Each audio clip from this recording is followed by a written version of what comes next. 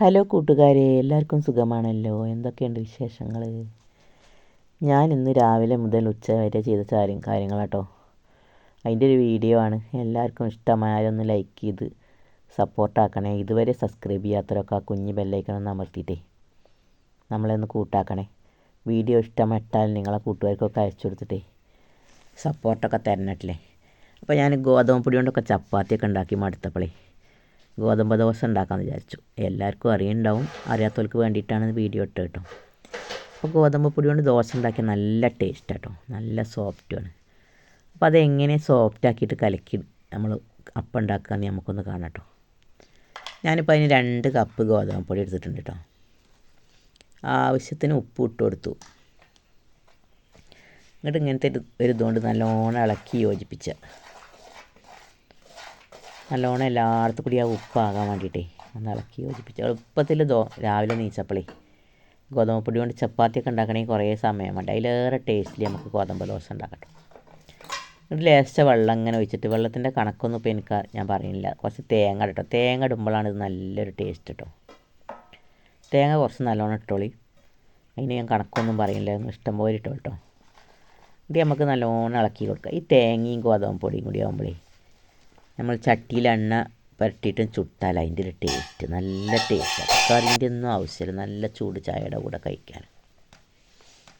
അങ്ങനെ നമുക്കിതിൻ്റെ കട്ടകളൊക്കെ ഉടച്ചിട്ട് കുറച്ച് വെള്ളം ഒഴിച്ചെടുത്തിട്ട് കട്ട നല്ലോണം ഉടച്ചെടുക്കണം കേട്ടോ. ഇങ്ങനത്തെ ഒരു വിസ്ക് കൊണ്ട് നല്ലോണം ഇളക്കി യോജിപ്പിച്ച് ഇതിൻ്റെ കട്ടയൊക്കെ ഉടച്ചെടുക്കുക. കട്ട ഉണ്ടായാൽ പിന്നെ എന്തായാലും നമ്മൾ ദോശ ചുടുമ്പോൾ നേരാവില്ല. കട്ട നല്ലോണം ഉടച്ചെടുക്കണം. ഇങ്ങനത്തെ ഒരു സാധനം എടുക്കുകയാണെങ്കിൽ നല്ലോണം ഉടയിട്ടോ പെട്ടെന്ന്. കയ്യിലുകൊണ്ടാണെങ്കിലും കുഴപ്പമൊന്നുമില്ല, കയ്യിലുകൊണ്ട് ഉടച്ചാലും മതി. അങ്ങനെ ഇതൊക്കെ ഉടച്ചൊന്ന് എടുക്കുക നമുക്ക് ആദ്യം. അങ്ങനെ എല്ലാതും ഉടച്ചെടുത്തിട്ടേ കുറച്ചും കൂടി വെള്ളം ഒഴിച്ചാൽ കേട്ടോ. ദോശൻ്റെ മാവല്ല, കുറച്ചും കൂടി ലൂസുമാണ് കേട്ടോ. ദോശമാവിൻ്റെ പോലെ അങ്ങനെ ടൈറ്റാകാൻ പറ്റില്ല. അപ്പോൾ അത് നല്ലോണം ഇളക്കി യോജിപ്പിച്ച് കുറച്ചുകൂടി വെള്ളം ഒഴിച്ച് അങ്ങനെ കുറച്ച് വെള്ളം ഇങ്ങനെ ഒഴിച്ചിട്ട്, വെള്ളത്തിൻ്റെ അളവൊന്നും ഇപ്പോൾ നമുക്ക് പറയാൻ പറ്റില്ല, നമ്മൾ ഒഴിച്ചുമ്പോൾ നമുക്കറിയാം എത്ര വേണമെന്നില്ലേ. പൊടിൻ്റെ അയവ് ഞാൻ പറഞ്ഞുതരാം കേട്ടോ. ഞാൻ ഉണ്ടാക്കിയപ്പോൾ അതിൻ്റെ ഒരു വീഡിയോ ഇട്ടാണ്. നിങ്ങളൊക്കെ എങ്ങനെ ഉണ്ടാക്കലെന്ന് വെച്ചാൽ അറിയിക്കൊണ്ട് കേട്ടോ. ഞാനിങ്ങനെ ഉണ്ടാക്കിയപ്പോൾ നല്ല എളുപ്പത്തിൽ ഉണ്ടാക്കുകയും ചെയ്ത് കൂട്ടി വെക്കേണ്ട ആവശ്യമൊന്നുമില്ല. അപ്പളൊക്കെ ചൂടാൻ നമുക്ക് കേട്ടോ. രാവിലെയൊക്കെ എളുപ്പത്തിൽ നമ്മൾ ബ്രേക്ക്ഫാസ്റ്റ് ഉണ്ടാക്കണം എഴുതിക്കണം, ഇങ്ങനെ ഉണ്ടാക്കിക്കോളെ. അങ്ങനെ ഇതൊക്കെ ഒന്നുകൂടി കുറച്ചുകൂടി വെള്ളം ഒഴിച്ചണം കേട്ടോ. ഇപ്പോൾ ഇത് ദോശമാവിൻ്റെ ഒരു പാകമായിക്കണം. കുറച്ചുകൂടി ഒരു കയ്യിൽ വെള്ളം കൂടി ഒഴിച്ചണം, അപ്പോഴൊന്നും ലൂസാവും. കട്ടി കുറയുമ്പോൾ അത് നല്ലൊരു ടേസ്റ്റ് കേട്ടോ. എന്നാൽ വല്ലാതെ ലൂസാക്കിയാൽ ചട്ടിയിൽ നിന്ന് കിട്ടില്ല, ചട്ടി അടി പിടിച്ചും. അപ്പോൾ അതാണ് അതിൻ്റെ പാകത. കുറച്ചുകൂടി വെള്ളം ഒഴിച്ച് കൊടുക്കണം. ഞാനിപ്പോൾ ഒരു ഇരുമ്പിൻ്റെ അപ്പച്ചട്ടി അടുപ്പത്ത് വെച്ചിട്ട് എണ്ണ പറ്റിയിട്ടോ ചുടുന്നത്. അങ്ങനെ ദോശക്കല്ലും വേണമെങ്കിൽ ചൂടാം. ഇങ്ങനെ ചുടുമ്പോഴാണ് നല്ലൊരു ടേസ്റ്റ്. ഞാനിപ്പോൾ എള്ളെണ്ണ പരട്ടി കൊടുത്തിട്ടാണ് ചുടുന്നത്. അപ്പോൾ പിന്നെ അടിയിൽ പിടിച്ചൊന്നുമില്ല എള്ളെണ്ണയാകുമ്പോൾ. അങ്ങനെ ചട്ടി നല്ലോണം ചൂടായിട്ട് നമുക്ക് എല്ലാതും ഒന്ന് ചുട്ടെടുക്കാം.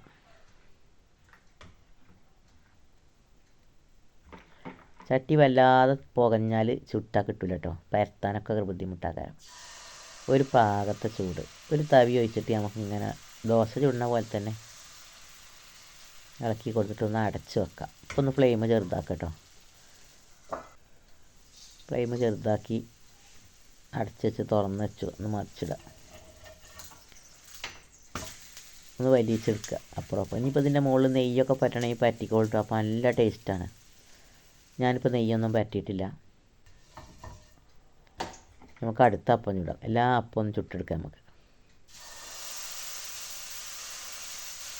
ആദ്യത്തെ അപ്പം ചുട്ടപ്പോൾ എല്ലാം നേരമില്ല, രണ്ടാമത്തെ ചുട്ടപ്പോൾ നല്ലോണം നേരമായിട്ടോ. അതിൻ്റെ തീയിൻ്റെ ചുടുമ്പോൾ നല്ല ചൂട് കൊടുക്കണേ. ചുട്ട് കഴിഞ്ഞിട്ട് തീ കുറച്ച് വെക്കണം. അതാണ് ഇതിൻ്റെ പാകം. ചട്ടിയിൽ നിന്നൊക്കെ നന്നായി കിട്ടുന്നുണ്ട് കേട്ടോ. ഇത് മറിച്ചിട്ട് ഒന്ന് വലിച്ചെടുക്കുമ്പോൾ നല്ലൊരു ടേസ്റ്റാണ് 2 ഭാഗം. ഇതിൻ്റെ കൂടെ പോയി കഴിക്കാൻ കറി വേണമെങ്കിൽ നിങ്ങൾ എന്തെങ്കിലും കറി, ഇറച്ചിക്കറിയോ മീൻ കറിയോ ചട്ടിനിയൊക്കെ പറ്റും കേട്ടോ. അതിക്ക് ഇനി ഒരു കറി ഇല്ലെങ്കിൽ നല്ല ചൂട് ചായയിൽ ഇങ്ങനെ ഒപ്പിയിട്ട് കഴിച്ചാൽ നല്ല ടേസ്റ്റാണ്. അങ്ങനെ നമുക്ക് എല്ലാം ചുട്ടെടുക്കാം. രാവിലെ നമ്മൾ എളുപ്പം നീച്ചുകാണ്ട് എന്താ ഉണ്ടാക്കണമെന്ന് കരുതി നോക്കുമ്പോൾ നമുക്ക് ചിലപ്പോൾ നീച്ചാനൊക്കെ വൈകിയാൽ ദോശമാവൊന്നും കൂട്ടി വെച്ചിട്ടില്ലെങ്കിൽ ഗോതമ്പ് പൊടി കൊണ്ട് ഇപ്പോൾ ചപ്പാത്തി ഉണ്ടാക്കണമെങ്കിൽ അതിന് പകരം ഇത് ഉണ്ടാക്കിയാൽ മതി കേട്ടോ. ചപ്പാത്തിയിലേറെ ടേസ്റ്റാണ്. നല്ല എളുപ്പത്തിൽ കിട്ടണുണ്ട്, അടിയിലൊന്നും പിടിച്ചിട്ടില്ലല്ലോ. അല്ലേ, ഞാൻ അപ്പോൾ ഇതിൽ കുറച്ച് തേങ്ങ മാത്രമേ ചേർത്തിട്ടുള്ളൂ, വേറെ ഒന്നും ചേർത്തിട്ടില്ല.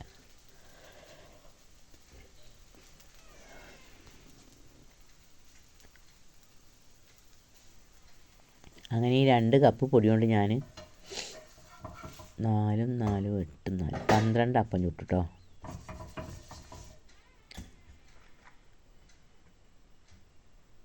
പന്ത്രണ്ട് അപ്പം ചുടാം. ഒരു തവി ഇങ്ങനെ കോരി വെച്ചിട്ട് ഇതേപോലെ ചുട്ടെടുക്കണല്ലേ.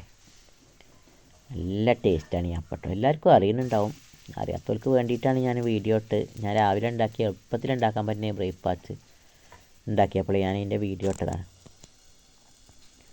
അങ്ങനെ ഒക്കെ ചുട്ടെടുത്തു കേട്ടോ. എല്ലാവരും ചുട്ടല്ലേ, നല്ല സോഫ്റ്റുമാണ്. കാണുമ്പോൾ തന്നെ അറിയാം നിങ്ങൾക്ക് നല്ല ടേസ്റ്റൊക്കെ കഴിക്കാൻ. അങ്ങനെ നമ്മൾ അപ്പത്തിൻ്റെ പണിയൊക്കെ കഴിഞ്ഞു രാവിലെ. നമുക്ക് ചായ ഉണ്ടാക്കാം. പാലടുപ്പത്ത് വെച്ച് നല്ലോണം തിളച്ച് വരുമ്പോൾ ഞാൻ എങ്ങനെ കേട്ടോ ചായ ഉണ്ടാക്കൽ, ഇങ്ങനെ ചായ ഉണ്ടാക്കി നമുക്ക് ഹോട്ടലിൽ നിന്നൊക്കെ കിട്ടുന്ന ചായൻ്റെ അതേ ടേസ്റ്റ് ആക്കാം കേട്ടോ. പാൽ അടുപ്പത്ത് വെക്കുമ്പോൾ നമ്മൾ തിളച്ച് തൂക്കുന്നുണ്ടോ നോക്കണം കേട്ടോ. ഇതിപ്പോൾ ഞാൻ തിളപ്പിച്ചാൻ വെച്ചതാണ് പാൽ. അതിൽ നിന്ന് കുറച്ചെടുത്തിട്ട് ഞാൻ ചായപ്പൊടി ഇട്ട്, ഇപ്പോൾ 4 ഗ്ലാസ് ചായക്ക് 2 സ്പൂൺ ചായപ്പൊടി. ഒരു ലൈറ്റ് ചായയാണ്, നല്ല സ്ട്രോങ് ആണ്. നിങ്ങൾ അര സ്പൂണും കൂടി ഇട്ടോളി. മധുരം ഇടാത്ത ചായയാണിത്. മധുരം വേണമെങ്കിൽ പഞ്ചസാര ഇട്ടോളി കേട്ടോ. മധുരം വേണ്ടവർക്ക് ഇടാം, മധുരം ഇടാത്തവർക്ക് മധുരം ഇടാതെയും കുടിക്കാം. മധുരം ഇടുകയാണെങ്കിൽ തന്നെ ലേസം ഒരു നേർമയായിട്ട് ഇട്ടാൽ മതി കേട്ടോ. അതാണ് ഇതിൻ്റെ ടേസ്റ്റ്. ഇനി ഉദിക്കേണ്ട ഏലക്കായ് വേണമെങ്കിൽ ഇട്ടാലും നല്ല ടേസ്റ്റാണ് ഈ ചായ. ഇനി നമുക്ക് അടുത്ത ഉച്ചാമത്തെ പരിപാടിക്കാട്ടോ തേങ്ങ വറുക്കട്ടെ. സാമ്പാർ വെക്കാമെന്ന് വിചാരിച്ചു. അങ്ങനെ തേങ്ങയും ചെറിയുള്ളിയും വേപ്പിൻ്റെ ഇലയും വെളുത്തുള്ളിയൊക്കെ പാടെ വറുക്കുക കേട്ടോ. തേങ്ങ വറുത്തിട്ടാണ്, വറുത്തരച്ച സാമ്പാറാണ് ഞാൻ ഉണ്ടാക്കുന്നത്. അപ്പോൾ ഈ സാമ്പാർ പൊടി പറഞ്ഞാൽ നമ്മൾ വീട്ടിലുണ്ടാക്കിയ കേട്ടോ. ഞാൻ ഇതിൻ്റെ ഒരു വീഡിയോ ഇട്ടിട്ടുണ്ട്, എൻ്റെ ചാനലിൽ പോയി കണ്ടങ്ങ് കാണാം. നല്ല ടേസ്റ്റാട്ടോ. ഈ സാമ്പാർ പൊടി ഇടുകയാണെങ്കിൽ പിന്നെ സാമ്പാർക്ക് വേറെ ഒന്നും ഇടേണ്ട ആവശ്യമില്ല. ഇതിലെല്ലാതും അടങ്ങിയിട്ടുണ്ട് കേട്ടോ. മുളകും പൊടി, മഞ്ഞൾപ്പൊടി, മല്ലിപ്പൊടി, ഉലുവ, കായപ്പൊടി എല്ലാം കൂട്ടിയിട്ടാണ് വറുത്തുക്കണം കേട്ടോ. നല്ലൊരു മണമാണിത്. നിങ്ങളിങ്ങനെ വീട്ടിലുണ്ടാക്കുന്ന സാമ്പാർ പൊടി ഉണ്ടാക്കിയിട്ടാണ് സാമ്പാർ വെച്ച് നോക്കി. നല്ല പണ്ട് നമ്മൾ മുത്തശ്ശിമാരൊക്കെ ഉണ്ടാക്കിയ സാമ്പാറിൻ്റെ ടേസ്റ്റ് ഉണ്ടാവും കേട്ടോ. അത് മൺചട്ടി തന്നെ വെക്കണം. ആദ്യം പരിപ്പ് നല്ലോണം കഴുകി വെള്ളത്തിലിട്ട് അത് ഇട്ട് കൊടുത്തു. പിന്നെ കഷ്ണങ്ങളൊക്കെ, സാമ്പാർക്കുള്ള കഷ്ണങ്ങളൊക്കെ ഇട്ട് കൊടുത്തു. പിന്നെ വെണ്ടക്ക ഉണ്ടല്ലോ, അത് നമ്മളൊന്ന് എണ്ണയിൽ വഴറ്റിയിട്ടാണ് കേട്ടോ. അത് ഇപ്പം ഇടണ്ട, അത് വെന്തിട്ടിട്ടാൽ മതി. വെണ്ടക്ക ഇതിൻ്റെ ഒപ്പിട്ട് ആകെ കൊഴുത്ത് പോകുന്നുണ്ടാവും. ഞാനിങ്ങനെ ഉണ്ടാക്കൽ. ഇതിലിപ്പോൾ വെള്ളം ഉപ്പും ചേർത്ത് നല്ലോണം വേവിച്ചാൽ മതി, വേറൊന്നും ഇടണ്ട. പിന്നെ നമ്മൾ ആ തേങ്ങ വറുത്തരച്ച ആ സാമ്പാർ പൊടിയൊക്കെ പാടെ വറുത്തരച്ചിട്ട് അത് ലാസ്റ്റ് കുറച്ച് പുളി ഒഴിച്ച. അങ്ങനെ ഞാൻ സാമ്പാർ ഉണ്ടാക്കൽ കേട്ടോ. ഞാൻ ഇതിൻ്റെയൊക്കെ വീഡിയോ ഇട്ടിട്ടുണ്ട്.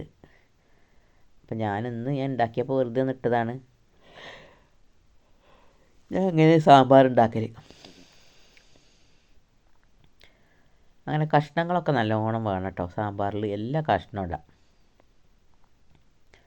പിന്നെ വെണ്ടക്ക സാമ്പാറിൽ ഒഴിച്ചു കൂടാനാകാത്തൊരു സാധനമാണ്. അത് ഞാൻ ആദ്യം കഴുകി അതൊക്കെ എണ്ണയിൽ വറുത്ത് വേറെ വറുക്കുന്നുണ്ട്. നമുക്ക് കുറച്ച് അവിയലുണ്ടാക്കാം. അതിനിപ്പോൾ കടുകും വേപ്പിലയും കടർത്ത് കുറച്ച് മഞ്ഞൾപ്പൊടി ഇട്ട് കഷ്ണങ്ങളൊക്കെ ഇട്ടൊന്ന് ഇറക്കി കൊടുക്കാം. അപ്പോൾ ഇന്ന് സാമ്പാറും അവിയലും കേട്ടോ. പച്ചക്കറി മാത്രമേ ഉള്ളൂ, ഇറച്ചി മീനൊന്നുമില്ല.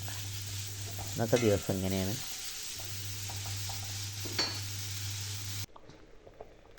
അങ്ങനെ നമ്മൾ സാമ്പാർക്ക് തേങ്ങയൊക്കെ ഒഴിച്ചൊക്കെ ഒക്കെ തിളച്ച് വരുന്നുണ്ട് കേട്ടോ. പുളിയൊക്കെ ഒഴിച്ച് ഇനി നമുക്കൊന്ന് കടുർത്തെടുക്കാം.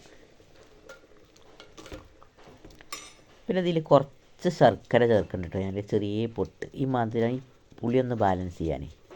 നമ്മൾ സാമ്പാർ വെക്കുമ്പോൾ ലേശം ശർക്കര ചേർത്ത് വെക്കുന്നുണ്ട്, ഒരു പൊട്ട്. നല്ല ടേസ്റ്റാണ്. അങ്ങനെ പപ്പടമൊക്കെ പൊരിച്ചെടുക്കാം. സാമ്പാറും ഉണ്ടാവും, ഉപ്പേരി, പുളിയഞ്ചിയും പപ്പടം.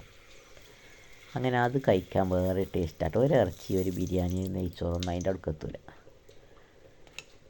നമ്മളൊരു വെജിറ്റേറിയൻ ഹോട്ടലിൽ കയറുമ്പോൾ അതിൻ്റെ ഒരു ടേസ്റ്റ് എത്രയും കാലം. പക്ഷെ അതിലേറെയൊക്കെ ടേസ്റ്റ് നമ്മൾ വീട്ടിലുണ്ടാക്കിയ നല്ല ടേസ്റ്റാണ് കേട്ടോ. അങ്ങനെ പപ്പടമൊക്കെ നല്ലോണം പൊള്ളച്ച് വരുന്ന പപ്പടമാണ്.